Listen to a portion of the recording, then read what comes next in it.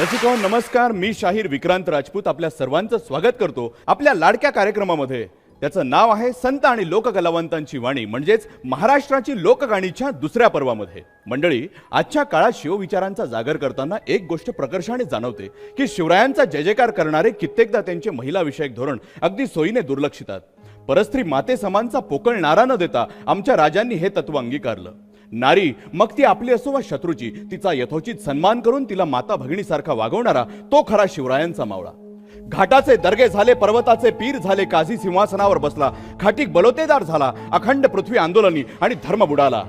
याच वेळेला महाराष्ट्राच्या क्षितिजावर एक नवताऱ्याचा उदय झाला आणि याच सह्याद्रीच्या पुत्रांनी चिरकाळ तरुण राहणारा इतिहास निर्माण केला. असे कित्येक दाखले आपल्याकडे आहेत. स्वराज्य निर्मितीपूर्वी वयाच्या अवघ्या 16व्या वर्षात राजांनी रांझाच्या गुजरपाटील यास केलेले कडक शासन. रसिक हो, हे केवळ इतिहासातील पान नाही, तर महाराजांची आजच्या मावळ्यांसाठी शिकवण आहे आणि जबाबदारी आहे. याच घटनेची पुन्हा आठवण करून देण्याची गरज आज वाटते आहे. तर ऐकूया शाहीर कल्याण उगले लिखित न्यायी शिवराय. पोवाडा सादर करीत आहेत शाहीर रामानंद उगले आणि सहकारी. रयतेचा राज शिवराया,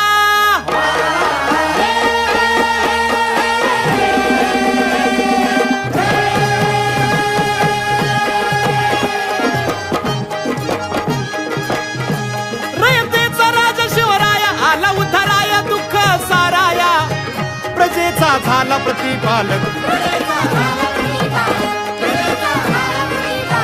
ससा अर्जुनाचा कृष्ण चालक, रणनीतीचा होत मालक.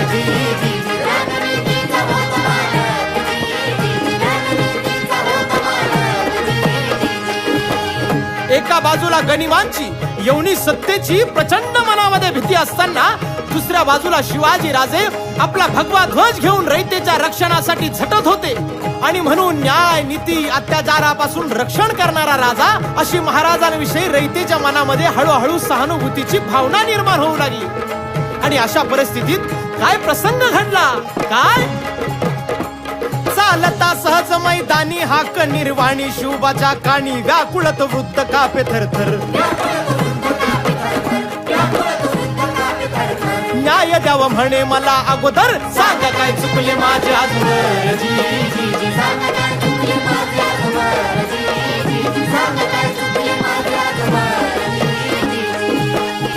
राजे आपल्या काही मावळ्यांना घेऊन मुलखामध्ये फेरफटका मारत असताना एक निर्वाणी हाक त्यांच्या कानावर पडली. राजा थांबा, राजा थांबा. आणि ही हाक कानावर पडताच राजांनी घोड्याची लगाम खेचली. दौडत असलेल्या घोड्याची गती मंदावली. आवाजाच्या दिशेने मागे वळून पाहिलं, तोवर साठी उलटलेला घामाघूम झालेला वृद्ध महाराजांच्या दिशेने धावत येऊ लागला. आणि जवळ येताच महाराजांचे पाय धरले आणि बोलू लागला, राजा राजा न्याय करा, राजा न्याय करा.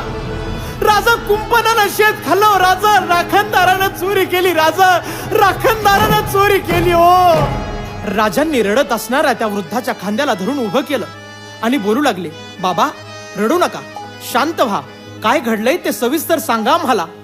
त्यावेळी बाबा बोलू लागले, राजा राजा काय सांग तुम्हाला. पाटलाच्या हाती रांजे गाव, बाबाजी राव पाटलाचे नाव सांगतो तुम्हाला. आजवरी मिळाली ना शिक्षा,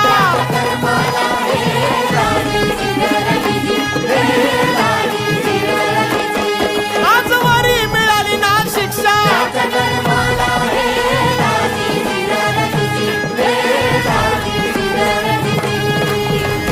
गेली असता लेक पाणवठ्याला, अप्रूवर घाला त्यानं घाताला काळोखा झाला. गेली अप्रू म्हणून जीव,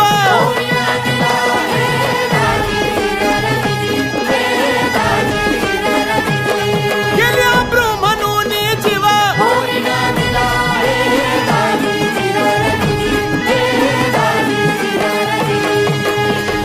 आणि ही सर्व घटना ऐकताच स्त्रियांना माय भगिनी समान मानणाऱ्या माझ्या राजांचा क्रोध अनावर झाला. आणि मग काय घडलं, राजास आला बघा राग.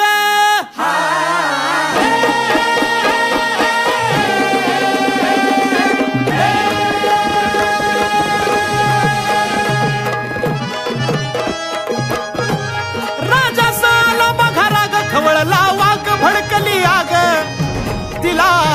यसाची कंकास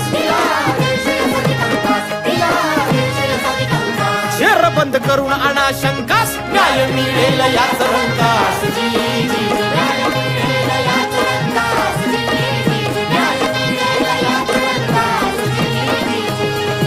आणि ही सर्व घटना ऐकताच राजे लालबुंद झाले.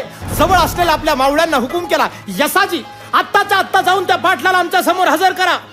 यसाजीने ऐकताच घोड्याला टाच मारली आणि पाटलाच्या वाड्यावर जाऊन पोहोचले आणि पाटलाला सांगितलं, पाटील राजाचा हुकूम आहे, राजांनी तुम्हाला गडावर बोलावलंय.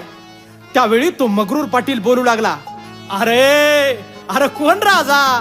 ज्याचा बा आदिलशाहच्या दरबारात मुजर करतो त्याचं पोर आणि राजा? अरे असं कोणी बी उठून राजा व्हायचं नसतं. अजून तू लई लहान आहेस म्हणावं. आणि आम्ही या गावचं पाटील आहोत, वतनदार आहोत. आम्हाला कोण बी काय बी बोलू शकत नाही. आम्ही करू ती पूर्व दिशा आणि बोलू तेव्हा आदेश असतो या. आणि हे आताच कवळं पोर आमचा न्याय करणार वय? अरे जा फळ. असं ऐकताच काय घडलं? काय यसाची गेले धावून,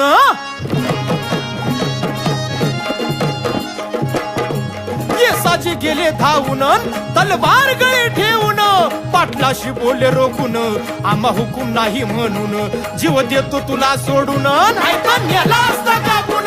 पाटला विन यसाची कंकाल पाटला विन यसाची कंकाल. यसाजी गेल्या पावली गडावर परतले. घडलेला सर्व वृत्तांत राजांना सांगितला. पुन्हा राजांच्या हुकमाप्रमाणे 50 मावळ्यांना घेऊन पाटलांना जखडबंद करून राजांपुढे उभं केलं. तरी पाटलाची मस्ती जिरली नव्हती. पाटील आपल्या हाताला हिसके देत म्हणतोय, अरे अरे सोडा आम्हाला. अरे का आणलंय आम्हासनी इथं? अरे सोडा सोडा म्हणतोय ना. अरे पाटील आहोत आम्ही. त्यावेळी महाराजांनी पाटलांकडे बघितलं आणि बोलू लागले, काय पाटील आणि तुम्ही? अरे रयतेच तुम्ही रक्षक झाले भक्षक लाज तुम्हाला. व्यवहारात जशी भवानी समजतो आम्ही माता स्त्रियाला. ती महिषासुर मर्दिनी रक्षी देवाला, तशी घरची लक्ष्मी बहुमान पुरुषाला. पिलाईचे दूध लक्ष्मी जिथे सुखात तिथे दिन रात सोन्याची वात.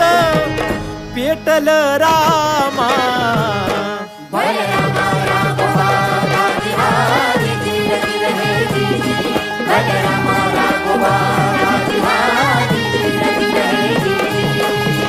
पाटील, आपल्याला मिळालेली सत्ता ही उपभोगायची नसून ती जबाबदारी पार पाडणारी आणि प्रसंगी न्याय करणारी असावी. ज्या स्त्रीवरती तुम्ही अतिप्रसंग केलात ती कुणाची तरी आई असेल, कुणाची तरी बहीण असेल, एवढंही कळू नये अशी कुठली धुंदी चढली आहे तुम्हाला? पाटलाच्या चूक लक्षात आली. पाटील हात जोडू लागला आणि म्हणतोय, राज राज माफ करा, पुण्यांदा अशी चूक होणार नाही. राज पुण्यांदा अशी चूक होणार नाही. पाटील, तुम्ही केलेली चूक जर आम्ही माफ केली तर हे स्वराज्य आम्हाला कदापि माफ करणार नाही.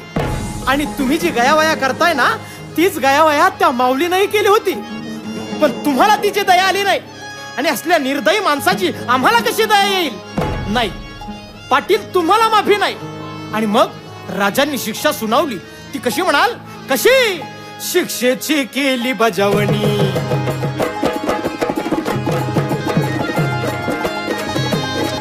शिक्षेची केली बजावणी, ऐकावे कान देऊनी.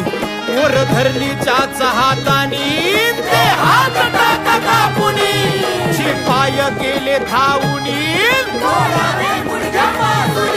सप्त करा आधी पाटील की ठेवावी ध्यानी.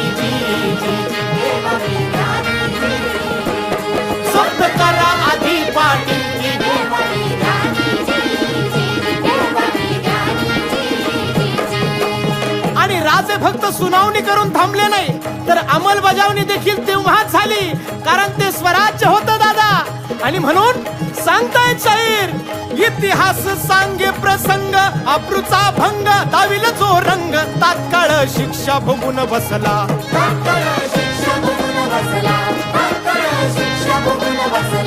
तेव्हा ना कुणी आरोपी पोचला सत्तेचा.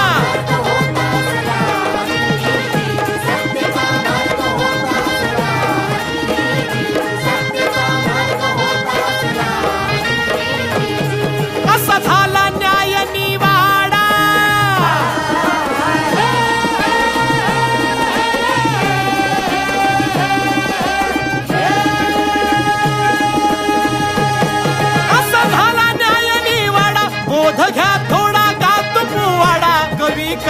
कल्याण कवन करता.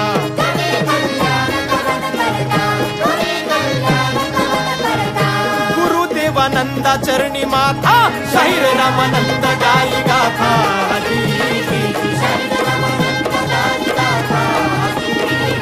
शाहीर रामानंद गाई गाथा.